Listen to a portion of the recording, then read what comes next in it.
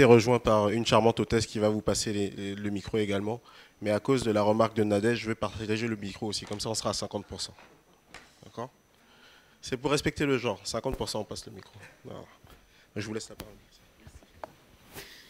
Alors, ma question est d'abord pour madame. Merci pour votre présentation. Juste pour savoir, le 3%, c'est un chiffre concernant l'Afrique mondiale. C'est quoi les 3% de femmes dans le domaine technologique? Juste 6%?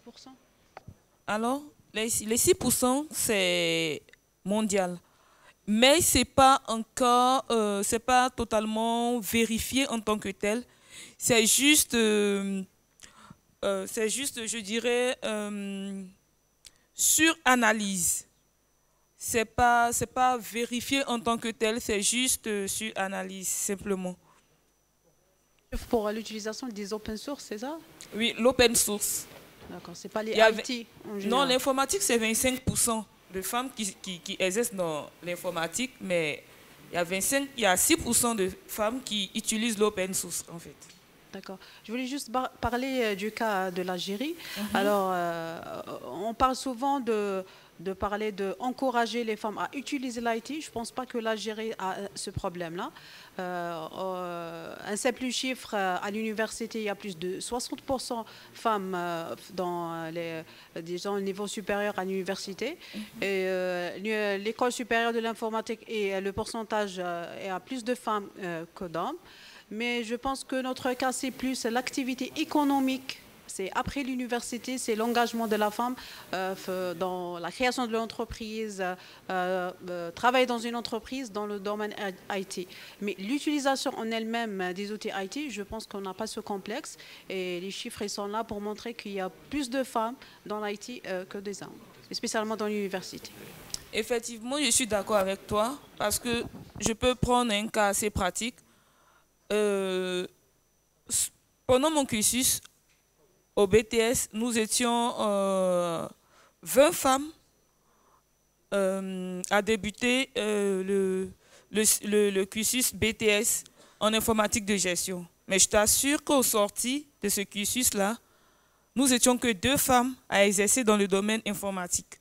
Et donc, je suis vraiment d'accord avec toi. Donc, pour pallier à tout cela, moi, ce que je peux dire, il faut vraiment créer des communautés dans vos différents pays et inciter, ou du moins faire des activités, des formations à ces dames-là après leur cursus scolaire. Je pense que c'est ce qui peut rendre pérenne l'engagement des femmes vis-à-vis de l'open source. En général, que ce soit femme ou homme, merci. Que ce soit femme ou homme, on a toujours avec le problème d'utiliser le libre ou bien utiliser d'autres logiciels. Alors, si vous pouvez éclaircir ou donner plus d'exemples concernant l'open source et la femme. Ok, merci. Ce que je peux dire sur l'open source et la femme, c'est ce que je l'ai dit tout à l'heure. Peut-être que j'ai pas donné plus d'exemples ou j'ai pas été plus explicite. Je disais que l'open source, avec l'open source, la femme gagnerait en temps à l'utilisation de l'open source. Parce qu'on est en train de parler de l'open source, et la problématique d'utilisation de l'open source, du open, du libre. On préfère utiliser d'autres logiciels. Je ne sais pas, il y a le tableau de sécurité et tout. On a tous expliqué que l'open source a des avantages, mais je veux comprendre quel est l'avantage direct avec l'open source et la femme, des exemples pertinents. Je veux dire, l'exemple de gagner de temps, c'est valable pour l'homme et pour la femme. Je veux des exemples directs que ça concerne que la femme et l'open source. Bon, j'ai compris ta question. Donc, l'utilité tu te poses la question sur l'utilité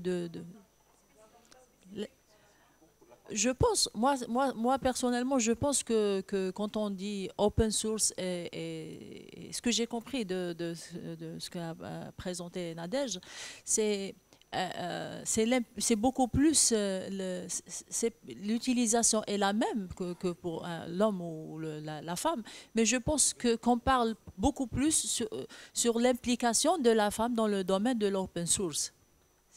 C'est vrai qu'il n'y a pas beaucoup de femmes qui sont impliquées dans l'open source. C'est vrai, c'est une réalité. Quand on voit les utilisatrices, et il n'y a pas beaucoup de femmes qui sont impliquées, spécialement ici en Algérie, il n'y a pas beaucoup de personnes, je dirais, qui sont impliquées dans l'open source, et encore moins si on veut parler de femmes, il n'y a pas beaucoup de femmes, c'est vrai, c'est une réalité. Et ce forum, c'est un appel à toutes les femmes, à tous les hommes aussi, pour s'impliquer dans le domaine de l'open source, parce que plus on développe, plus on peut adapter ces produits à nos utilisations. Et comme l'a dit Monsieur Majed, pouvoir réinjecter, ça va prouver que d'une part, on a notre empreinte, notre façon de voir ce logiciel, notre façon de l'utiliser, et d'autre part, c'est notre façon de remercier les gens qui ont développé et leur dire voilà notre façon de voir, voilà notre approche, voilà notre façon d'utiliser ce logiciel. Et voilà, c'est l'empreinte de notre culture. Peut-être qu'on va ajouter des choses qui ont attrait avec notre culture. Je ne sais pas, un côté africain du logiciel, si vous voulez. Merci. Très rapidement, sans être misogyne. Excusez-moi, sans être misogyne, parce que peut-être j'ai répondu un peu tout à l'heure, mais pour que ça soit clair. Dans le monde entier, il faut le reconnaître, je ne suis pas du tout d'accord avec ça, mais les sociétés sont patriarcales. Patriarcales, c'est l'homme qui domine. L'homme avec petit h, H majuscule, ce n'est pas l'homme dans son humanité. Et l'éducation qui se fait dès l'enfance, elle est faite pour que la femme subit. Tout à l'heure, implicitement, ça a été dit, même elle, qui est une militante de l'open source, elle a dit pour que la femme soit la copilote. Vous vous rappelez du mot qu'elle a utilisé, le mot copilote. Pourquoi pas la femme pilote? Parce que dans son inconscient à elle, la femme ne peut être que copilote. Mais c'est la société qui est en train de former la femme. Ça n'a rien à voir ni avec la nature, ni avec la religion, ni avec rien du tout. C'est la société qui est en train de faire de la femme quelque chose de secondaire. La femme doit se soumettre, la femme doit chercher la protection, etc. Or, l'idée qu'est en train de diffuser les multinationales qui font de la source fermée, c'est qu'avec nous, vous êtes peinards, avec nous, vous êtes protégés, avec nous, vous ne risquez rien. Je ne sais pas si vous avez lu la licence de quand vous installez Word ou Excel. Hein. S'il vous plaît, lisez la licence et vous allez voir ce que vous risquez. Mais l'idée générale, le brand, l'image de marque, c'est avec nous, vous ne risquez rien. Ce qui fait que l'homme qui est naturellement beaucoup plus, naturellement, entre parenthèses, socialement, il est beaucoup plus aventurier que la femme. L'open source, c'est de l'aventure aussi. Il y a de l'aventure dans l'open source, qu'on le veuille ou non. Parce que c'est quelque chose de nouveau, c'est quelque chose de révolutionnaire, c'est quelque chose qui casse les dogmes, c'est quelque chose qui casse les structures existantes, etc. Donc, si dans cet esprit d'aventure, la femme a été éduquée pour ne pas faire l'aventure, a été éduquée pour suivre le système, ce qui est établi, l'establishment, naturellement, il n'y a pas beaucoup de femmes, mais je salue dans ce cas-là, précisément, toutes les femmes qui sont dans l'open source parce qu'elles ont un double courage. Le courage de l'open source et le courage de la femme qui casse un dogme parce qu'elle doit participer dans la connaissance mondiale. Merci. Merci Majed, tu voulais rajouter quelque chose? Je vais, ok. Je peux? Ok, merci. J'ai enfilé une autre casquette. Je suis chargé de l'innovation et du genre au niveau d'une organisation qu'on appelle Femmes et TIC. Ouais, voilà. Et je vais juste partager une expérience rapidement, en quelques secondes, et donner une recommandation. 1. L'expérience. Je crois que c'est avec Nadège même. J'ai décidé de monter une application qui allait permettre aux femmes de gérer les cycles menstruels. Et j'ai monté l'application, il fallait présenter au collectif, puisque je suis chargé de l'innovation, il fallait montrer. Pour moi c'était un truc superbe. Non, pour moi, c'était un truc superbe. Et tu apprenais en même temps. Voilà. Et regardez ce qui va se passer. Quand je suis venu, j'ai présenté l'application tout joyeux, tout heureux, avoir fait un merveilleux boulot. Elle et puis d'autres femmes, elles sont venues, elles m'ont démonté l'application de la tête jusqu'à la fin. Je dis, mais attendez, c'est des heures de travail. Elles disent, non, ça ne marche pas comme ça. Ça ne marche pas comme ça, ça ne marche pas comme ça. Oui, bon, je m'étais renseigné, j'ai regardé Internet. Et non. Et qu'est-ce qu'elles ont fait? Elles ont remodélisé l'application jusqu'à ce que l'application soit présentée au cours d'une action citoyenne d'un opérateur téléphonique de la place. Voilà, et quand elles sont allées présenter, en plus, quand l'application a été présentée, c'était du waouh. C'était du waouh. Donc, première expérience, tant que les femmes ne vont pas s'approprier de l'open source, nous allons continuer de fournir des solutions pour elles qui ne vont pas forcément répondre à leurs besoins. Donc, votre première force, c'est vous qui allez répondre à vos problèmes parce que vous connaissez mieux vos réalités. Et puis la deuxième chose, aujourd'hui, on parle d'émancipation, on dit ceci. Donc, il n'y a pas une informatique pour la femme ni une informatique pour les hommes. Donc, les mêmes bénéfices que nous allons tirer de l'open source sont les mêmes bénéfices que vous aussi, en tant que femme, vous allez tirer de l'open source. Voilà. Merci, donc, merci. Merci pour ça. Merci. Heureusement qu'il a terminé sur une bonne note, parce que si un gars comme ça vous dit qu'il va vous développer votre application dans l'émancipation, moi je vais avoir peur. Ok. Alors, je vais prendre une question là. Ensuite, on revient chez monsieur. Puis après, chez qui? Bonsoir. Je me présente Karim Khalouati, directeur de la société Couteo. On fait dans la veille de l'open source. Enfin, on travaille seulement avec l'open source. On ne fait pas de l'open source, mais on travaille seulement qu'avec l'open source. C'est une politique depuis des années. Donc vous faites de l'open source? C'est sûr, c'est depuis 91. Hein. Oui, mais vous vous présentez comme une société qui ne fait pas d'open source, mais vous faites de l'open source? Oui, on utilise essentiellement, obligatoirement, et c'est une politique, que de l'open source. Je fais mon site en PHP, mais je ne fais pas d'open source. Non, on ne parle pas de site. Je voulais attirer votre attention. S'il vous plaît, je voudrais bien avoir votre idée là, pour le panel. En ce qui concerne les problèmes de sécurité au niveau de l'open source, les problèmes de lobbying, en ce qui concerne, par exemple, je vais donner deux exemples, l'introduction des langues, et des langues en voie de disparition, ou des langues où il y a conflit, dans des logiciels à open source à forte distribution.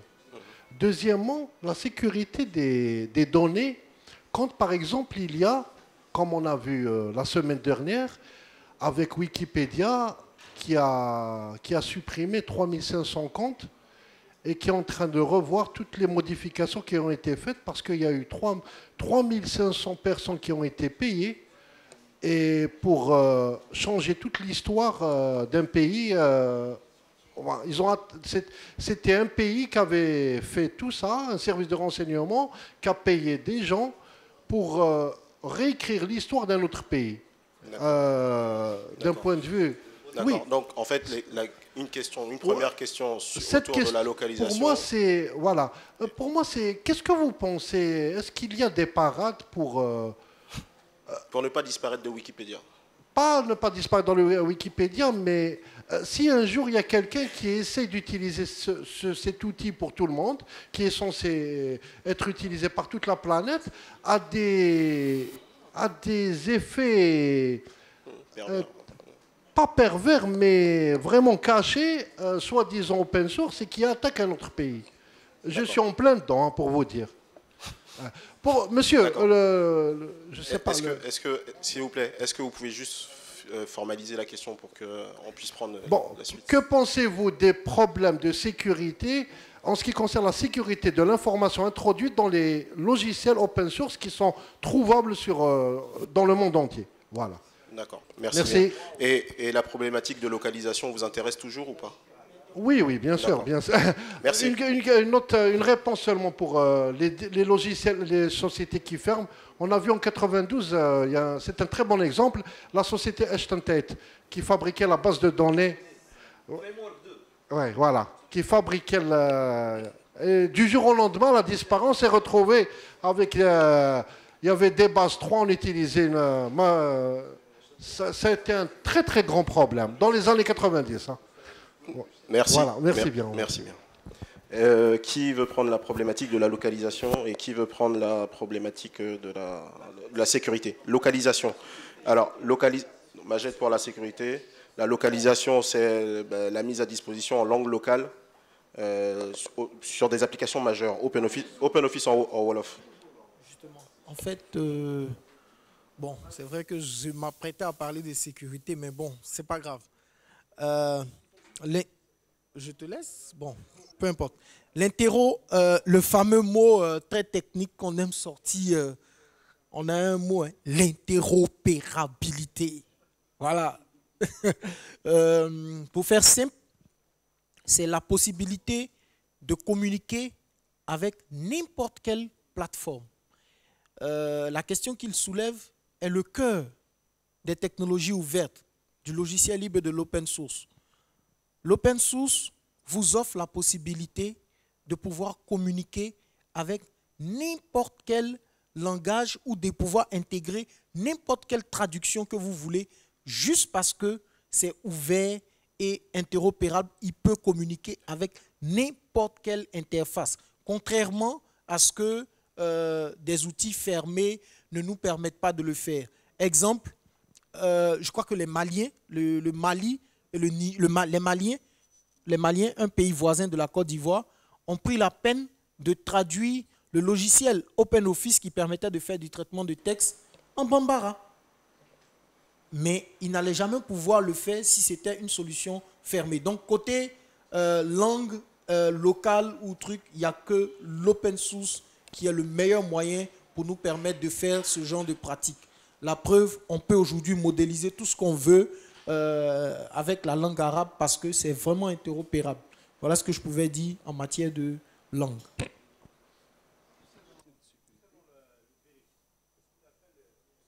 Excusez-moi. On va prendre d'abord les autres questions et ensuite on va revenir vers vous. Concernant la sécurité, en fait, d'après vous, qu'est-ce qui est plus sécurisé? Une maison dont le propriétaire lui ferme la porte ou bien une maison dont le propriétaire est conscient de tout, il laisse la porte ouverte quand même? C'est celui qui laisse la porte ouverte, contrairement à ce qu'on pense. Parce qu'il sait exactement que même si on y entre, on ne peut rien faire. Et c'est pour cela, nous, il est blasé, il s'en fout, il laisse la porte ouverte. Par contre, ça c'est pour l'anecdote, mais le logiciel libre, c'est un logiciel dont le code source est disponible pour des milliers de personnes. C'est un logiciel où quand quelqu'un trouve un bug ou une faille de sécurité, quand il informe la communauté, il y aurait toujours quelqu'un, quelque part dans le monde, parmi les milliers d'utilisateurs, qui va se mettre à fermer cette faille. Et une fois qu'il ferme cette faille, il republie le code parce que, d'après la troisième liberté, la quatrième liberté, il peut publier, il a même le devoir de republier ce code qu'il a modifié, qu'il a amélioré. En fin de compte, ce que vous voyez au niveau du logiciel libre, contrairement au logiciel fermé, c'est que les nouvelles versions, les versions mineures, sortent très rapidement, chaque semaine, chaque 2 semaines. Il y a une version mineure parce qu'il y a toujours des gens qui sont en train de... À chaque fois on découvre la moindre faille, il y a des gens qui vont la combler systématiquement, la corriger. Dans les autres logiciels propriétaires, vous attendez les 6 mois jusqu'à ce que tout a été testé, jusqu'à ce qu'on trouve des temps, jusqu'à ce qu'on trouve les Chinois ou les Hindous disponibles pour pouvoir corriger ça, parce qu'il n'y a que eux qui peuvent corriger ça. Alors que dans l'autre, c'est le monde entier qui corrige. Donc la sécurité, le point de sécurité à ce niveau-là. Je vous donne quelque chose de très important. Regardons les choses symptomatiquement du point de vue sécurité. Il n'y a pas quelque chose de plus coûteux dans le monde. Quelle est la chose la plus coûteuse dans le monde, d'après vous? Le mouton. Ah, je crois que le mouton. La chose la plus coûteuse dans le monde actuellement, c'est la station orbitale internationale. C'est la chose la plus coûteuse dans le monde. D'ailleurs, elle coûte probablement plus cher que toute la Tunisie, éventuellement. Déjà, plusieurs pays se sont mis ensemble pour arriver à faire cette station. D'après vous, avec quel logiciel est en train de tourner, quel système d'exploitation existe partout sur cette station orbitale? Et avec quel logiciel? C'est avec Linux. C'est du Linux. Si ce n'est pas sécurisé, on ne joue pas avec une station qui coûte plus cher que plusieurs pays dans le monde. On avait une solution sous autre que Linux, je ne nomme pas, une partie de la station orbitale internationale qui a été abandonnée l'année dernière et ça a été remplacé par du Linux. Donc rien que pour ça démontre qu'il y a une certaine sécurité. Les virus, ça fait partie toujours de problèmes de sécurité. Les virus, le concept même des logiciels libres qui sont ouverts, c'est qu'il y a toujours des gens qui vont revoir le code, des volontaires partout dans le monde qui vont revoir le code et qui vont dire attention, là c'est vulnérable à des virus ou non. De telle façon qu'il n'y a plus de virus. La conception même du logiciel dans l'open source fait en sorte qu'aucun virus ne peut l'attaquer quand il est sous Linux. Déjà, il n'y a aucun de malware qui peut venir d'OpenOffice. Alors qu'il y a des malwares, des macrocodes qui viennent de Microsoft Office. Pourtant, OpenOffice a son macrocode. La différence entre le noyau Windows et le noyau Linux, c'est que Linux, quand il a été fait dès le début, en interne, il ne laisse pas passer les virus. Le fait d'avoir des droits d'accès en lecture, écriture, qui sont séparés, clairement clairement définis, il faut être un ingénieur système pour comprendre ça. Enfin, même ce fait en sorte qu'un virus ne peut pas se propager et ne peut pas attaquer. Alors que sous Windows, par exemple, il peut le faire sans aucun problème. Une fois qu'il est entré, il peut tout faire. C'est pour cela qu'on met un antivirus. La différence, c'est comme une pomme qui elle-même est résistante contre un verre. Vous êtes sûr, vous n'avez pas besoin de mettre de la poudre de je ne sais pas quoi pour la traiter. Elle va résister d'elle-même. Ça, c'est Linux. L'autre, c'est une pomme qui ne peut pas résister contre ce genre de verre. Donc, pour qu'elle ne soit pas attaquée par le verre, on met un produit tout autour. C'est vrai qu'elle ne sera peut-être pas attaquée par un verre, mais le jour où le verre arrive à trouver une petite faille, un point pour entrer, il détruit toute la pomme. Donc, sous le logiciel libre, il n'y a pas de virus. Ou même s'il y a un virus, il n'est pas virulent. Aussi virulent que Tchernobyl. D'accord ? Merci Majed, merci pour l'explication. Le virus Tchernobyl, hein, je ne parle pas de Tchernobyl, le virus Tchernobyl qui attaque les EPROM. Enfin. Merci Majed. Je veux bien, on va passer le micro ici. En fait, pour moi, ce n'est pas une question, c'est pour dire que moi j'ai découvert les logiciels libres il y a de cela 3 ans. C'est lors d'un événement qu'on a organisé au Burkina Faso à Ouagadougou et que Wilfried a participé. Et je tiens à dire qu'il est tellement humble qu'aujourd'hui je le reconnais un peu moins que d'habitude parce qu'il a même écrit sur les logiciels libres et il a un document qu'il a nommé les 54 raisons pour l'Afrique d'utiliser les logiciels libres. Et d'ailleurs, moi, je conseille à tous ceux qui sont là de tout faire pour rentrer en possession de ce document parce que c'est un document que j'ai lu et j'ai relu qui explique avec beaucoup de passion et beaucoup d'intelligence ce que nous avions à gagner en utilisant les logiciels libres. Et moi, je ne suis pas informaticien, mais je suis passionné de l'outil informatique. Et maintenant, je ne peux pas dire que je suis bien calé en logiciel libre, mais quand même, je me débrouille pas mal en logiciel libre grâce à ce document que je continue de fouetter. Merci. Merci Kizito. Tu comprendras bien que quelqu'un qui vient de dire qu'il a essayé de développer un logiciel pour les menstruations, il ne peut pas ensuite faire la pub pour son bouquin. C'est l'objectif qui n'est pas vraiment déclaré, qui n'est pas déclaré aux gens, voilà, qui n'est pas publié, mais c'est le background. Voilà. Le background, c'est le contrôle. C'est la fâche cachée, je dirais, c'est la fâche cachée. Et c'est ça qu'on doit comprendre. Le code, c'est simple de faire le code, mais c'est très difficile de le penser. Voilà. Si un Algérien ne fait pas le code, il y a quelqu'un en Côte d'Ivoire qui le fait. Il y a quelqu'un au Burkina Faso qui le fait. Il y a quelqu'un de mieux, je ne sais pas, au Congo qui le fait. Mais est-ce qu'on peut le penser? Penser le code, c'est toute une histoire, c'est toute une plateforme. Donc c'est ça le plus important. Penser le code, ça doit commencer, comme je rejoins monsieur, ça doit commencer par l'école. Et je rejoins madame, concernant la participation des femmes dans l'informatique, ça doit être non seulement, c'est-à-dire comme si un rêve, mais ça doit être comme étant une stratégie à partir, c'est-à-dire une participation de la femme et à partir de la, on va dire à partir de la 6e année primaire. C'est-à-dire frotter l'informatique, frotter tout ce qui est logiciel, faire comprendre aux gens, c'est-à-dire faire comprendre aux petits que soit femme ou homme, plutôt que soit garçon ou fille, que le logiciel, ce n'est pas une question d'adulte, mais on peut apprendre le logiciel, la programmation, pour être bien plus clair, comme les mathématiques. Donc c'est quelque chose de pair, quoi. Voilà. Okay. Merci Kamel. Juste, premièrement, cette histoire qu'en Iran, on utilise le Linux au niveau des centrales nucléaires, ce n'est pas vrai. Ça a été confirmé par des Libanais qui sont de la communauté du libre, qui ont eu accès et qui ont confirmé qu'on utilise du Windows.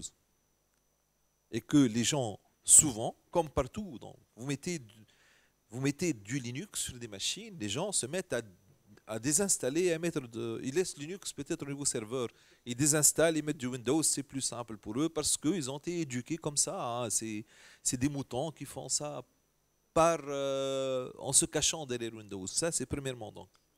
Deuxièmement, vous avez dit que les hackers qui ont développé le virus qui a frappé l'Iran sont des Linuxiens. J'ai deux remarques. Premièrement, tous les hackers du monde n'utilisent que Linux.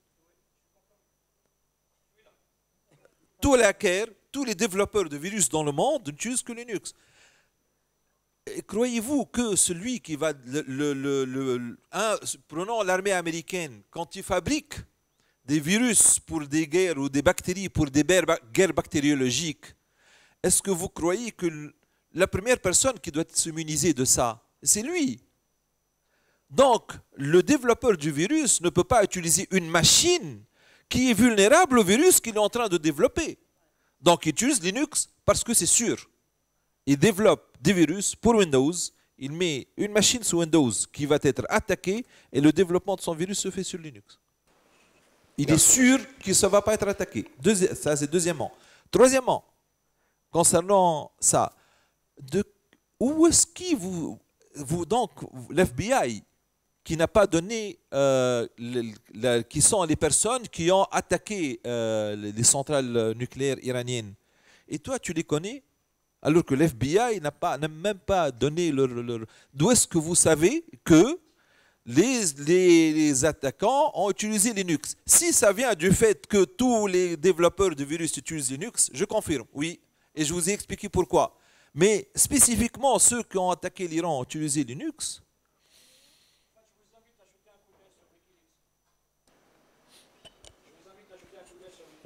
Oui. Ok. Donc, on va... Je crois, oui. Yassine, juste une précision sur ce que vient de dire notre ami. Concernant le virus de la centrale nucléaire, c'est un virus qui a été fabriqué par des architectes, par des développeurs américains et juifs. Donc, il est basé sur des algorithmes très compliqués. C'est des algorithmes issus de la recherche qui utilisent l'intelligence artificielle. Mais il a été décelé par une boîte ou deux boîtes russes de Biélorussie. Donc, je pense que c'est Dr Web ou... on a mentionné Dr Web dans le... Il n'a pas été fabriqué sur Linux, il a été fabriqué sur Windows. Voilà, donc les décisions... Kaspersky, c'est pour Windows. C'est pour Windows. Il n'y a pas de Kaspersky pour Linux. Sauf celui Kaspersky de démarrage. Il démarre sur Linux pour enlever les virus sans avoir besoin de démarrer Windows sur la machine. Et pour... Ça, c'est le seul cas où utilise Linux. Kaspersky utilise Linux. Et pour rejoindre... Et pour répondre à notre ami concernant la sécurité, le premier flag, drapeau de réussite de logiciel libre, c'est bien la pérennité. Et comme il a décrit notre ami tout à l'heure, quand un logiciel libre commence à se voir mourir, il délègue ou bien il fork son code source à une autre entité, une autre communauté ou une autre entreprise. Donc c'est la pérennité, voilà, c'est le mot, c'est la pérennité qui dynamise, soit concernant le côté business, soit concernant le côté sécurité. Donc c'est pour ça qu'on peut déceler rapidement les problèmes de sécurité. Merci, merci beaucoup. Je crois que j'ai une autre question en salle. Oui. La seule information disponible que vous allez, chers panélistes, devoir retenir, c'est est-ce qu'il peut exister une grande communauté, Alors, je ne sais pas si la question c'est une communauté globale ou... D'accord. Qui est-ce qui veut prendre... Parce que finalement... Oui, alors ça c'est une question pertinente parce que depuis qu'on a commencé le débat, à aucun moment on a eu des chiffres effectivement sur l'écosystème algérien. On ne sait pas quel est le nombre de sociétés. On nous a dit tout à l'heure qu'il n'y a pas d'association dédiée. On nous dit qu'il y a on a eu quoi, trois sociétés, je crois, locales, plus 4-5 qui évoluent dans l'écosystème open source. On en a une qui fait de l'open source mais qui n'en fait pas. C'est quoi l'écosystème algérien en fait? Est-ce que vous pourriez nous le décrire, et ce qui permettrait probablement de répondre à la question de Karim? Moi, personnellement, je discutais avec M. Majed en offline sur ça, justement. Et je pense que les développeurs ou informaticiens algériens sont des gens qui aiment travailler sans faire de bruit. Donc, justement, on parlait de ça, justement, déjà on ne se connaît pas, on est une communauté de développeurs ou de chercheurs dans l'open source, mais on se connaît pas. Moi, personnellement, il y a des gens qui travaillaient sur des informaticiens que j'ai rencontrés aux États-Unis, pas en Algérie. Donc, je pense que à partir de ce que je rejoins Karim, justement, que cette communauté algérienne doit s'organiser, justement, surtout dans le domaine de l'open source. Mais concernant la communauté globale, elle existe. Elle existe. Sauf que on doit apporter notre touche algérienne, dire que nous, on travaille sur ça. Justement, oui. Je pense que la communauté algérienne a déjà une touche internationale sur le plan recherche. Donc on a, alhamdoulilah, une certaine reconnaissance internationale. Donc on pourra intégrer facilement. On est déjà sur le plus grave, c'est qu'on est déjà... On fait partie d'une communauté internationale qui travaille de l'open source, mais en Algérie, dernièrement, j'ai eu l'agrément, ça fait pas longtemps que j'ai eu l'agrément pour une association scientifique qui, dans le domaine de l'intelligence artificielle. Et j'invite tous ceux qui veulent nous rejoindre, vous êtes le bienvenu. C'est combien l'adhésion? C'est gratuit l'adhésion? C'est symbolique, non? C'est un mot symbolique. Donc, je pense qu'elle existe, la communauté, elle existe physiquement, mais on a juste, on doit s'organiser. Ouais. Je pense qu'on va prendre l'exemple de la Tunisie parce qu'ils ont un portail, ça marche toujours le portail. Voilà, la Tunisie, c'est un très très bon exemple. Des associations. Nous avons plusieurs associations. Nous avons des associations régionales. Nous avons une association de geeks et d'étudiants et d'enseignants principalement qui sont des mordus beaucoup plus que des professionnels, qui se soucient peu du modèle business, qui s'appelle C'est Libre. Déjà, vous mettez C'est Libre, vous allez... Absolument. Oui. Et puis, il y a la POS qui, elle, regroupe les directeurs informatiques, les chercheurs dans le domaine de l'open source, les directeurs informatiques qui utilisent l'open source, les directeurs, des chefs des startups qui développent sur l'open source, les directeurs de sociétés d'intégration qui ont l'open source, là c'est pour faire pression politique. Là, quand il y a un problème, nous demandons audience et quand vous voyez sur le bureau du ministre débarquer 3 directeurs informatiques, 5 chercheurs et 3 chefs d'entreprise importantes pour demander, taper sur la table, croyez-moi, le ministre écoute. Même si le lobby de Microsoft est extrêmement fort en Tunisie. Merci pour vos réponses. Oui, je vais prendre la question. C'est juste pour rajouter quelque chose concernant la communauté. Bon, pour parler de communauté algérienne, il y en a beaucoup. Du libre. Je ne dirais pas une seule association pour le libre, mais par exemple, il y a Communauté Joomla, il y a Communauté spéciale Red Hat et tout. Ce n'est pas des associations. Pourquoi avoir un agrément en Algérie pour association? Ce n'est pas évident, surtout dans le domaine IT. Mais autant communauté bénévolat, il y en a beaucoup. Que ce soit des étudiants ou bien au niveau des entreprises. Déjà, il suffit d'aller sur Facebook pour les retrouver tous. C'est pas suffisant. C'est pas suffisant, mais ça... Du tout, par rapport à l'Algérie. Je n'ai pas dit que c'est suffisant. Mais je dis que ce n'est pas évident. D'accord. Pas suffisant, moi je dis que ce n'est pas suffisant. Parce que par exemple, est-ce que vous avez essayé de créer une association dans le domaine? Je n'ai pas créé une association, mais j'ai contribué au Code du Libre dans des projets internationaux. Mais oui, il parle d'association. Je parle de la communauté, elle travaille, mais comme il a dit M. Khelfella, que le libre, ce n'est pas algérien, ce n'est pas marocain, c'est pas... Il y a une grande communauté algérienne qui travaille dans la communauté mondiale. Mais autant qu'association qui est active sur terrain algérien, il n'y a pas, parce que ce n'est pas évident d'avoir un agrément pour association dans le domaine IT. Je termine, Bark. Rajoutons, Bark, un seul exemple sur le libre et le fermé. Il y a une entreprise qui a développé une application pour son besoin via une entreprise externe. Alors, l'entreprise a demandé celui qui a fait cette solution de rendre ce logiciel open. Parce qu'il a dit que demain, si votre entreprise va fermer ou bien le personnel va changer, c'est pas aussi crédible, c'est votre logiciel est open. Alors, malgré qu'il a payé le développement de ce logiciel, il a exigé à la fin que ce logiciel soit à la fin open. Alors, c'est déjà, il y a des entreprises qui se mettent au libre, malgré qu'elle a payé le développement de ce libre. Comme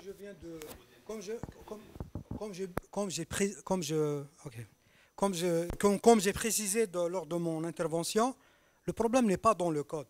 Le problème, il faut penser le code. Si on veut faire une communauté, il faut penser le code. Avant de faire une communauté, il faut intervenir dans le code international qu'on vient de préciser. Il faut intervenir, c'est-à-dire qu'il faut voir beaucoup d'Algériens qui interviennent dans beaucoup de domaines de l'informatique, c'est-à-dire s'il y a Joomla, on intervient sur Joomla. S'il y a du code dans Zimbra, on intervient sur du code Zimbra et du code international. Donc il ne suffit pas de créer un patch ou bien un correctif ou bien une amélioration ou bien même on introduit un code de recherche.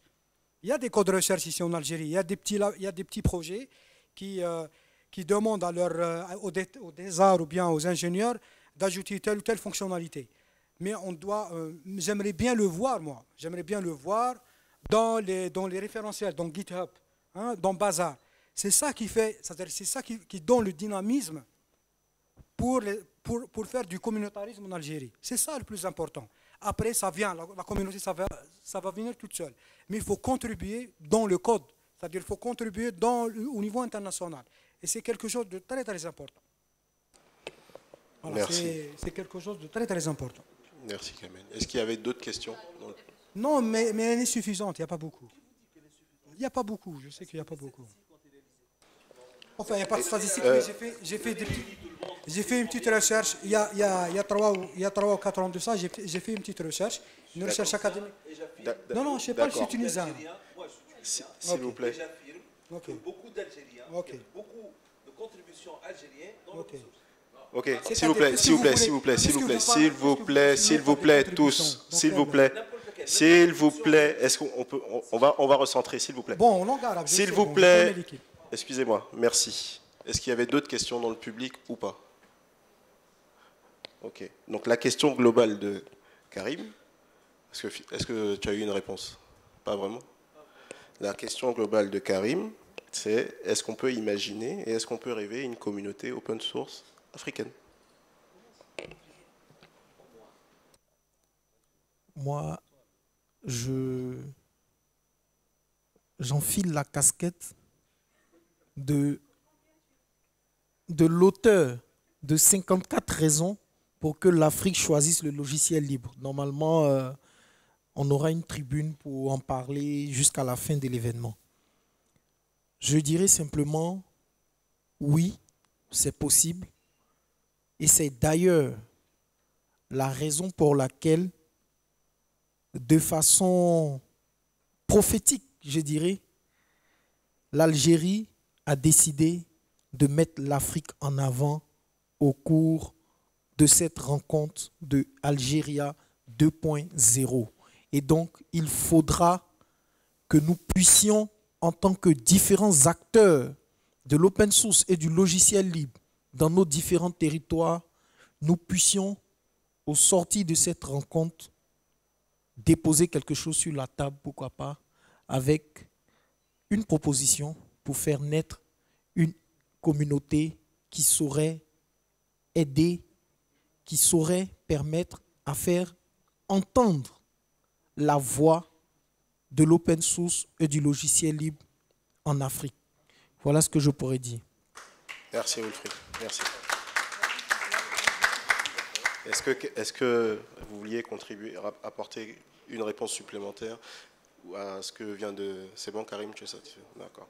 Alors, par rapport à Wafa, ce que vous avez dit, vous vous connaissez virtuellement, mais pas physiquement. En fait, j'aimerais savoir qu'est-ce qui retient, en fait, qu'est-ce qui vous retient en Algérie spécifiquement, puisqu'on parle de l'Algérie là, de vous rencontrer, vous membres d'une communauté, membre d'une même communauté. Je pose la question parce que la semaine dernière, j'étais dans une autre ville en Afrique subsaharienne, à Cotonou, où on me disait « Ah ouais, la communauté open source, elle est dynamique, elle est foisonnante, elle est ceci, cela. » Bon, je dis « Ok, ton voisin, tu le connais ?»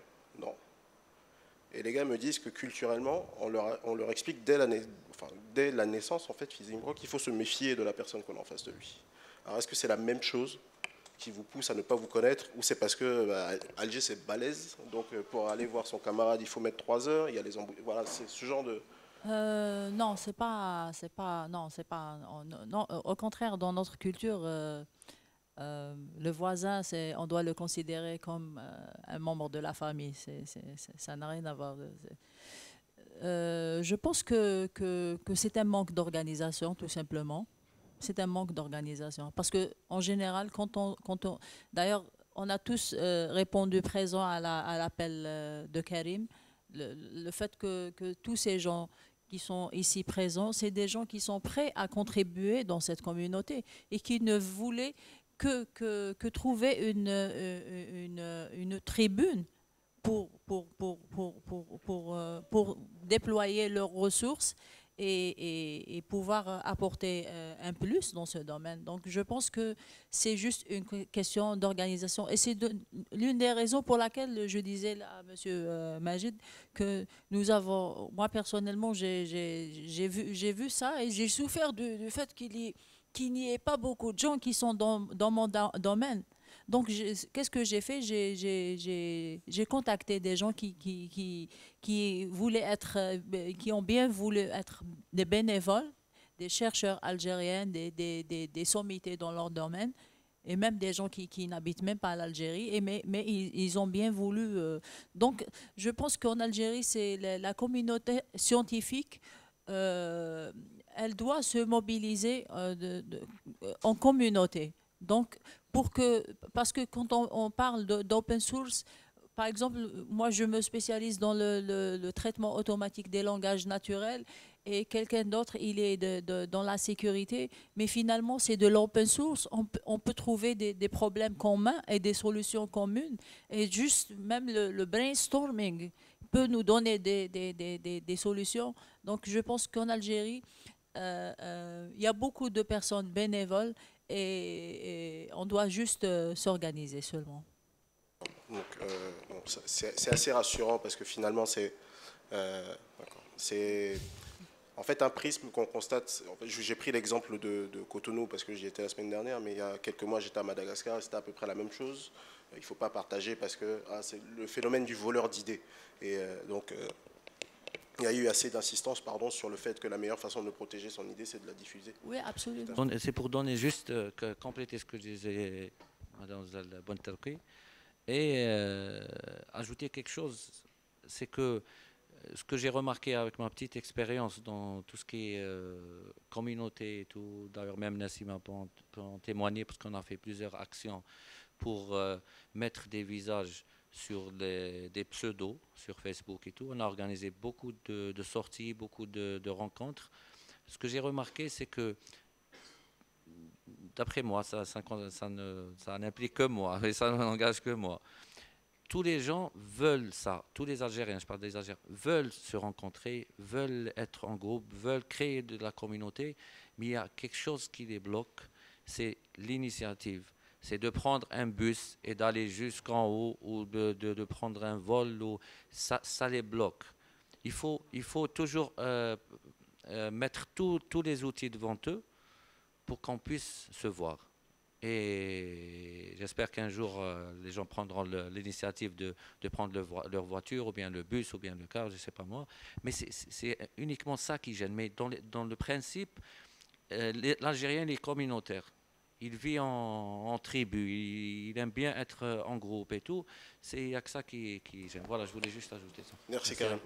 Effectivement, c'est des choses que j'espère que ça va effectivement bien se concrétiser, puisque Algéria 2.0 est partenaire d'un événement qui va se dérouler en décembre en Côte d'Ivoire qui s'appelle Africa Web Festival.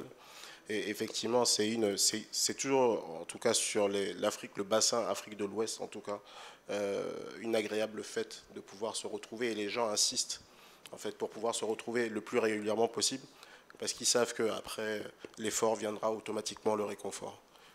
Voilà. C'est l'ensemble, la panoplie de logiciels libres de modélisation physique et de l'enseignement de la physique pour l'université. Où il y a du code source, où ce sont des physiciens comme vous qui ont développé le produit. Oui, pratiquement, ils travaillent en open source. Moi, ce que je voulais dire, ce que j'ai compris d'après votre intervention, l'open source, ce n'est que une approche analytique, au sens informatique, bien sûr, de l'open expression. Ce qui fait le pourcentage des gens qui contribuent pour l'open source dans les pays africains est à un niveau très bas, parce qu'il n'y a pas l'open expression. Donc cette dualité open expression, open source, ce n'est que deux aspects de la même source. Donc soit on doit booster l'open source via l'open expression, ou l'inverse. Et là, vous avez une responsabilité morale très grande pour booster l'open expression à travers l'open source. Voilà. Je vous remercie. Beaucoup. Merci beaucoup. C'est sur ces belles paroles, n'est-ce pas, que je vais remercier mes chers panélistes. Donc, Nadège, Wafa, Kamel, Rida, pardon, Rafa, pardon. Ah oui, ça fatigue, vraiment. Majed, c'est l'âge. Ouais. Et Wilfried, merci à vous d'être restés. Je crois qu'il y a des navettes et des bus, donc s'il y en a qui doivent les prendre rapidement, ne pas hésiter à galoper parce que c'est bientôt l'heure. Et puis j'espère vous retrouver demain. Merci, bonne soirée. Au revoir.